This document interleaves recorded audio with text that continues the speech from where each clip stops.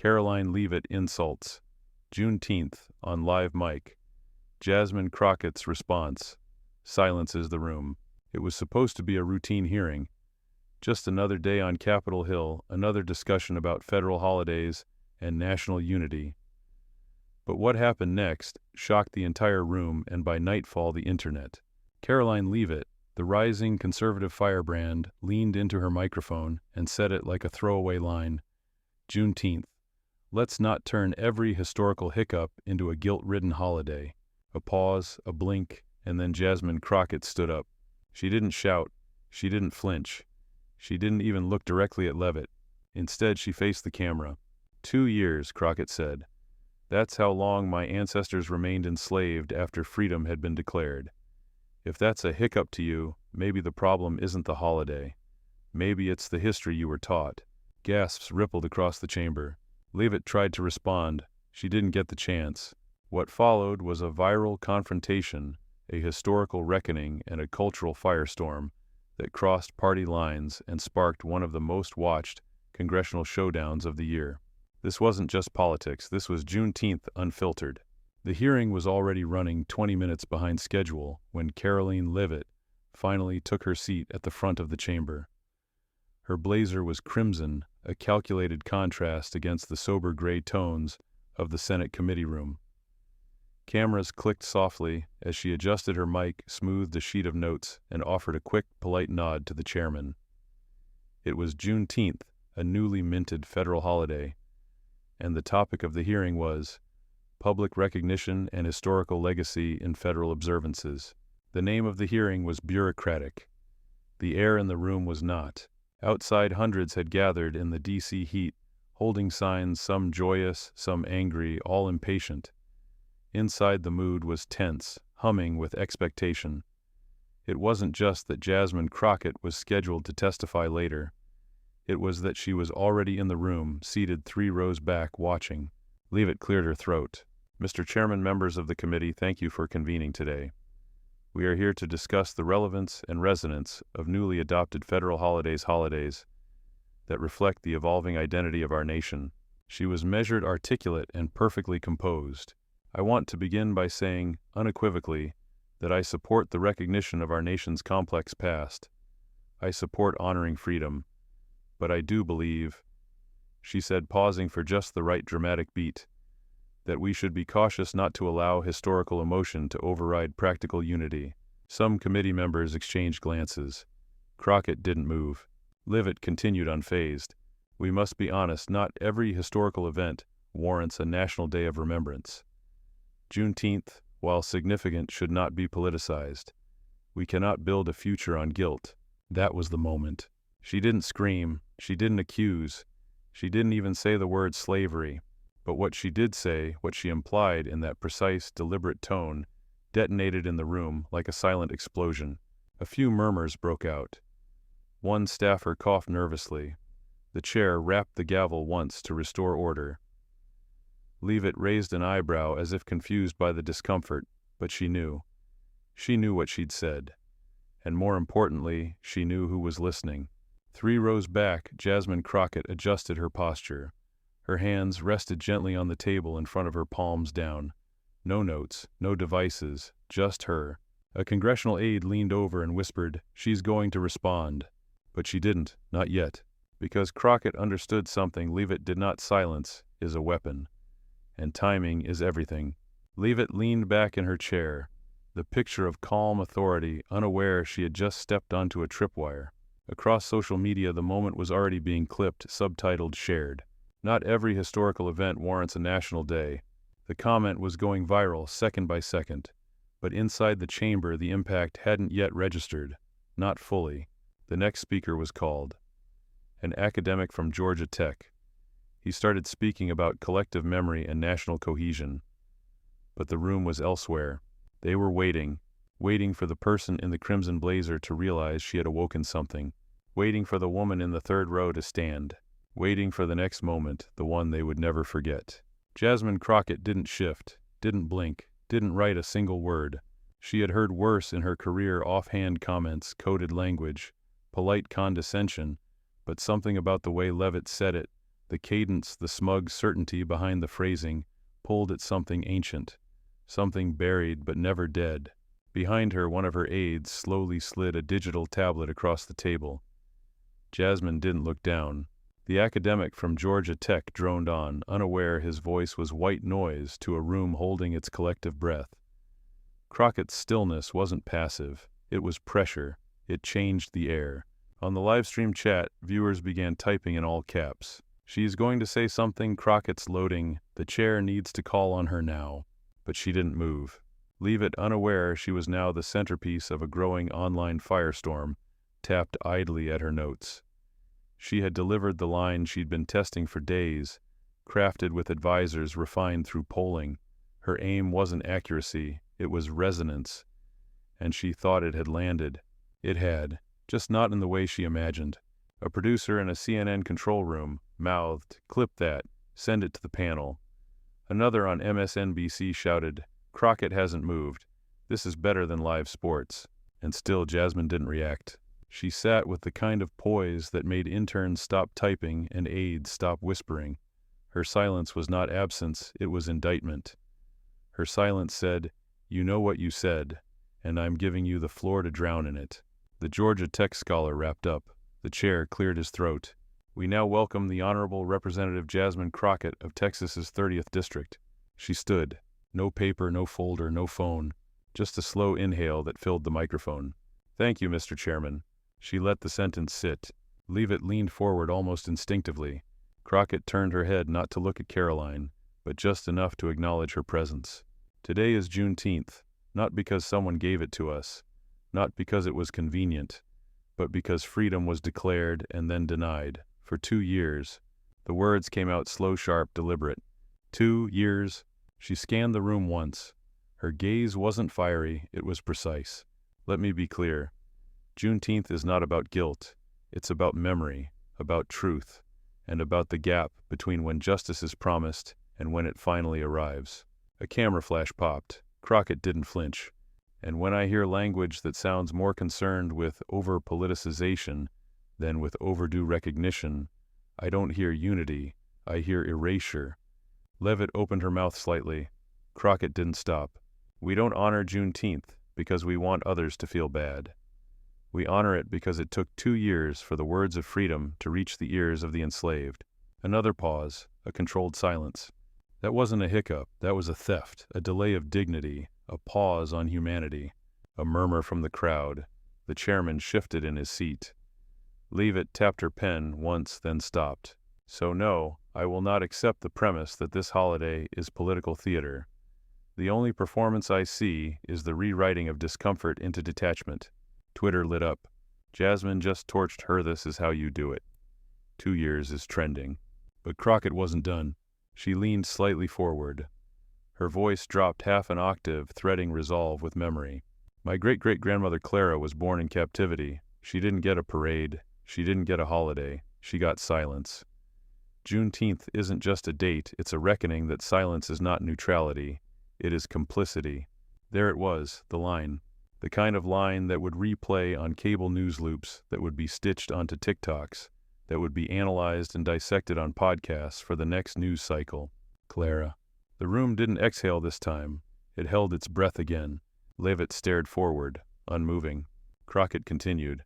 "My grandfather was 9 when he learned about Juneteenth, not from a textbook, but from a neighbor who whispered the story like it was sacred.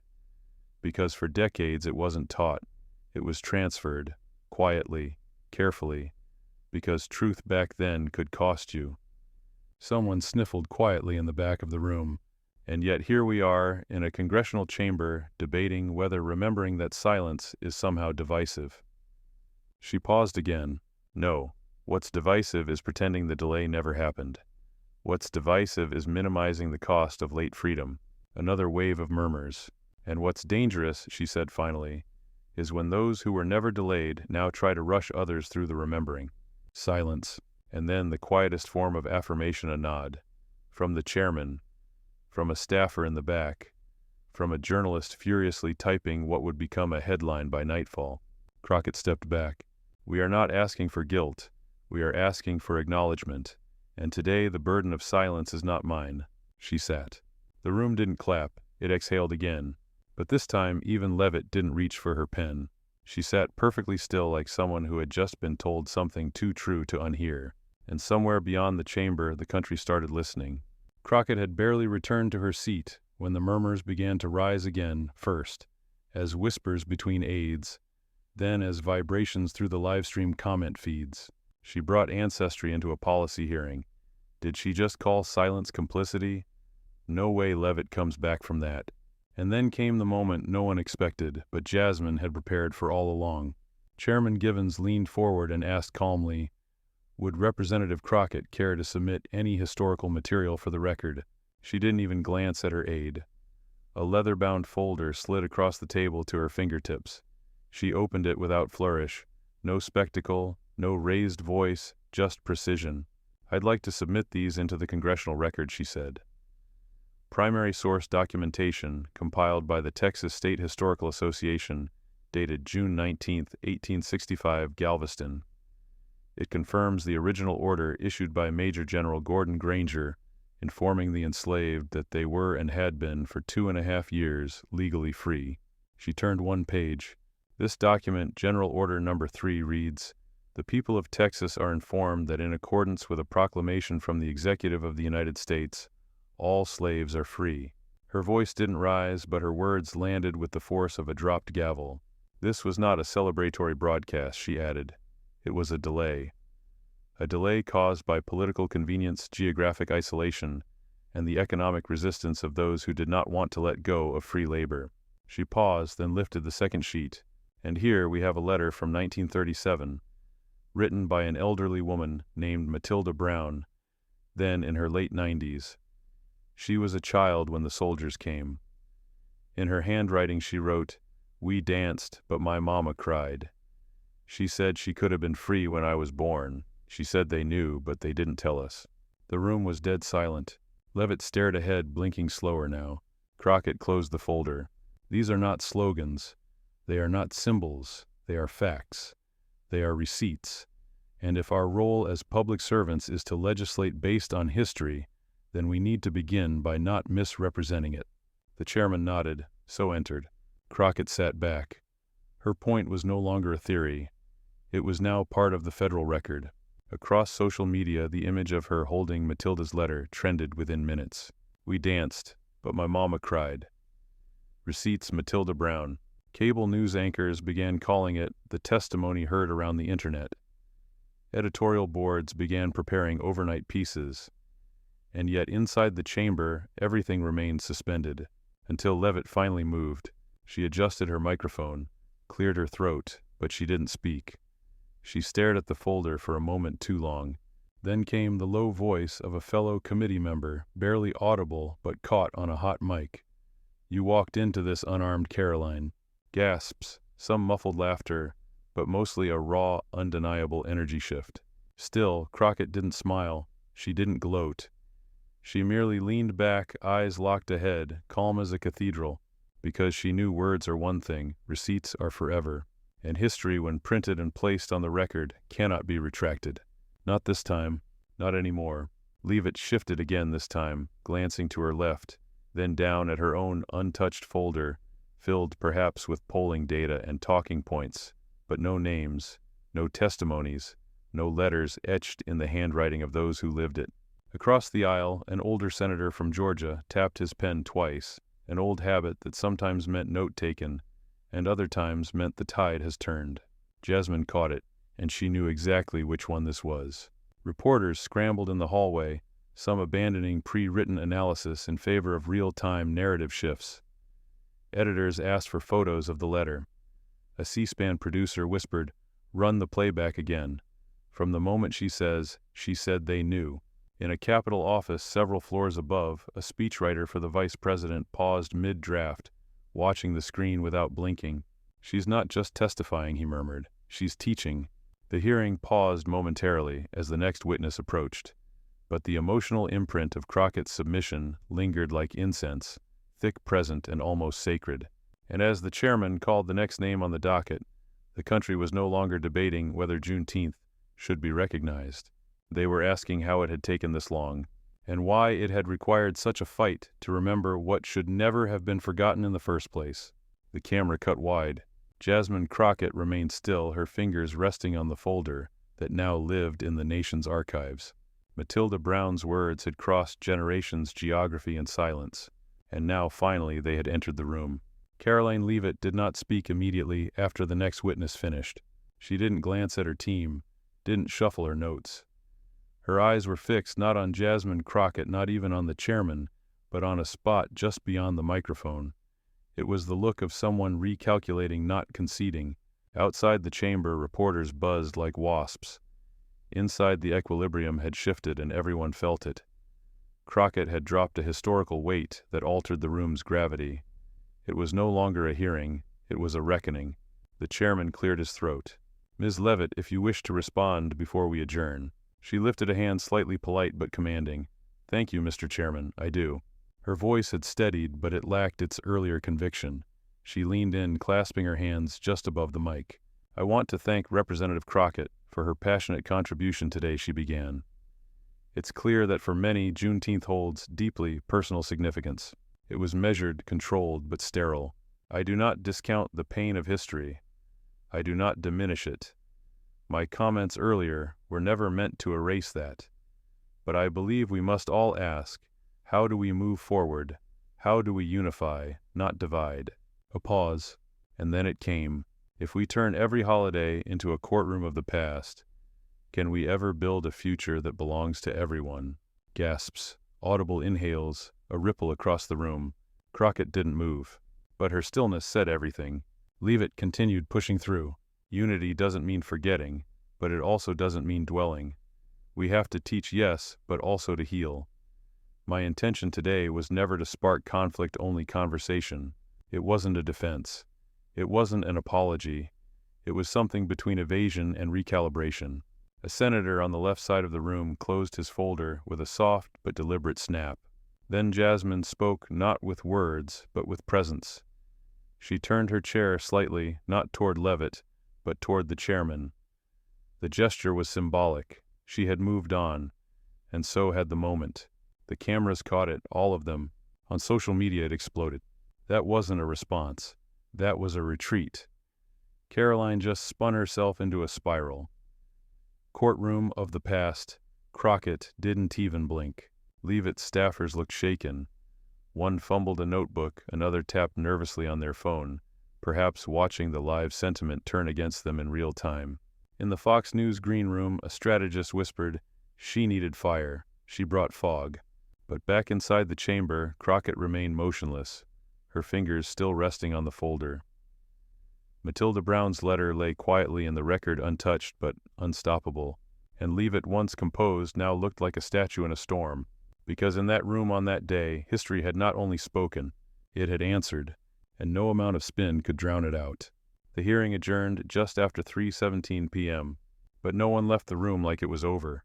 Aides lingered longer than usual, organizing papers that didn't need organizing. Cameramen hesitated before cutting feeds. The air held something dense, something unsettled, like the final note of a requiem that refused to fade. Jasmine Crockett stood last. She didn't shake hands. She didn't pose.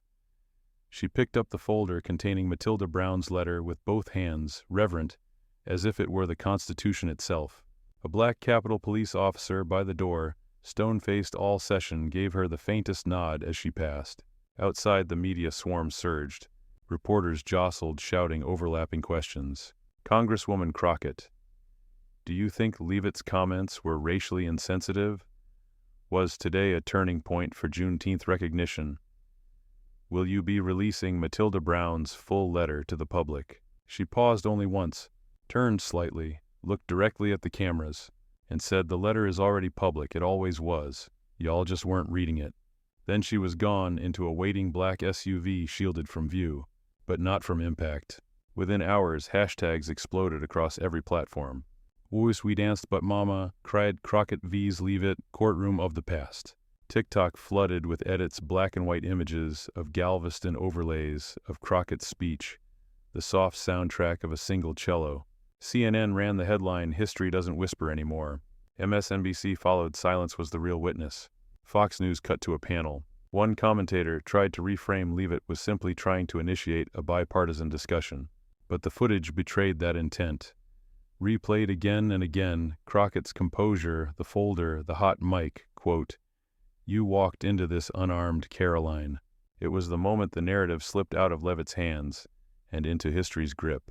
By nightfall, the vice president tweeted, "Juneteenth isn't symbolic, it's reality, and today that reality was taught in real time. Thank you, Rep. Crockett." No tag, no photo, just clarity. A prominent black historian posted, "Matilda Brown didn't write for headlines. She wrote so someone would remember, and today someone did." At Leavitt's own press office, internal chaos brewed. An emergency briefing was called. Talking points revised. Aides debated between doubling down or issuing a walkback, but none of it mattered, because a greater narrative had taken hold. Juneteenth was no longer a debate point. It was now a memory visualized. A child on TikTok recited Matilda's words for a class project. A street artist in Atlanta painted a mural overnight Crockett in profile above a line that read, "She could have been free when I was born." And by the next morning, congressional inboxes were flooded not with outrage, but with thank yous, because sometimes it only takes one voice to turn record into reckoning. And on that day, in that chamber, that voice belonged to Jasmine Crockett. By midday, a new statement was released from the Library of Congress. They had received over 1,000 digital requests to access archival material on General Order No. 3 and African American oral histories from Texas. Teachers across multiple states requested lesson plans. One educator wrote, "I teach 6th grade in Oklahoma. My students asked if Matilda Brown was real. They wanted to write her a letter." The Smithsonian's National Museum of African American History and Culture posted an open thread linking primary sources referenced by Crockett. They closed it with, "We remember Matilda Brown. We honor the pause between freedom declared and freedom delivered." Meanwhile, the Capitol's press gallery buzzed with talk of a potential censure vote, not for Crockett, but to formally rebuke Leavitt's remarks. Whispers of bipartisan support surfaced in back channels. Even some conservative lawmakers admitted privately that she crossed a line you can't unstep. Late that evening, Crockett received a handwritten note slipped under her office door. It was unsigned, written in pencil on legal pad paper. "My granddaddy never learned to read, but he knew Juneteenth. Thank you for making sure they all know it now." She kept it. Didn't post it. Didn't read it aloud. Just placed it beside Matilda's letter in her personal files. Because some moments aren't meant to trend, they're meant to hold. And in the long arc of justice, sometimes the most powerful statement is a folder in a desk drawer, labeled Truth. 2 days after the hearing, Jasmine Crockett stepped into the rotunda of the Capitol, not as a congresswoman, but as a witness to something larger than legislation. Cameras didn't follow her. She wore no press-ready blazer, no speech in hand, just a quiet poise and a notebook tucked beneath her arm. She wasn't there to perform. She was there to reflect. The mural had gone up outside Union Station, a 30-foot-tall portrait of Matilda Brown's imagined likeness, ringed by sunbursts and the words, "She could have been free when I was born." At its base, a QR code linked directly to digitized archives of Granger's General Order No. 3. In less than 48 hours, over 250,000 people had scanned it. Down in Texas, a small library in Galveston launched a pop-up exhibit titled "The Day We Heard," featuring oral histories, classroom letters, and a digital audio booth where visitors could record what Juneteenth meant to them today. A 7-year-old girl recorded, "It means my great-grandma's grandma didn't get to be free right away, but now I know her story, and I'll tell it." Meanwhile, Karoline Leavitt hadn't made a public appearance since the hearing. Her office issued a single, carefully worded statement. "I respect the emotions conveyed during the committee. I remain committed to bipartisan discourse and historical literacy." It didn't help. Critics called it flat. Defenders called it damage control. Commentators called it empty. But Jasmine said nothing. She declined all interview requests, turned down op-eds, let the moment breathe. She had already said what mattered. The rest belonged to history now, and history was speaking. On the House floor 3 days later, a freshman representative from Louisiana, white Republican rural, stood up and introduced a bipartisan resolution to honor the legacy of delayed freedom and ensure education on the history of Juneteenth is accessible in all public schools nationwide. He didn't name Crockett. He didn't have to. She sat 2 rows back, eyes forward, nodding slowly as he spoke. Their eyes met once, just once, enough. The resolution passed committee unanimously. In a classroom in Cleveland, a student asked her teacher, why did they wait 2 years to tell them? The teacher paused, because sometimes the hardest truths travel the slowest. That day, Jasmine Crockett received another letter, this one signed. From the daughter of a woman born in 1905, raised in a Texas town where Juneteenth was once whispered, not shouted. My mama always said freedom ain't just a date, it's what you do when you get it. You made her proud this week. She'd want you to know. Jasmine added it to the folder. In New York, a theater company announced they were adapting the hearing into a stage production titled 19th and Free. The second act would end with the line, "The letter is already public. It always was. Y'all just weren't reading it." A nonprofit offered to fund an annual scholarship in Matilda Brown's name. And through it all, Jasmine Crockett never claimed victory, because it wasn't a win. It wasn't a battle. It was a truth long silenced, briefly spoken, and now echoing louder than ever. 1 week later, a child sat cross-legged at the base of Matilda's mural and asked her mom, "Who is that lady in the painting?" Her mother replied, "That's Matilda Brown. She waited for freedom." The child looked up. Did it come? Her mom smiled. It came. And someone told the world she waited. Jasmine Crockett walked by just then, unseen by the child, her steps steady. She didn't stop. She didn't need to. History had already taken her words and etched them into something no vote could undo. Legacy. Weeks passed. Journalists moved on to new stories, but not everyone moved on. In a Baltimore church, a choir added a new verse to their spirituals, a refrain based on Matilda's letter. It ended with, "Tell them. Even if it's late, tell them." In Kansas City, an 8th grade teacher asked her students to write letters to someone who might have waited for freedom. One boy wrote, "To whoever waited, I'm sorry it took this long, but I heard you, I'll remember." He folded it carefully and asked if it could be sent. The teacher placed it in an envelope addressed to history. And across America, libraries began hosting Juneteenth story circles. No scripts, no agendas, just truth spoken, raw shared. Jasmine attended one in Dallas. No cameras, no staff, just voices layered with memory. When it was her turn, she didn't mention Congress. She mentioned Clara, her great-great-grandmother. She never saw a holiday, but she saw the day, the one where the waiting stopped. Someone whispered amen. And in that circle among school teachers, veterans, teenagers, and elders, the weight of that history sat gently, not as a burden, but as a shared name. Matilda, Clara, legacy, ours now too. If this story moved, you don't let it stop here. Share it with someone, start a conversation, ask a question, tell a name that deserves to be remembered. Because the past didn't just happen, it's still speaking. And when we listen, we become part of the legacy.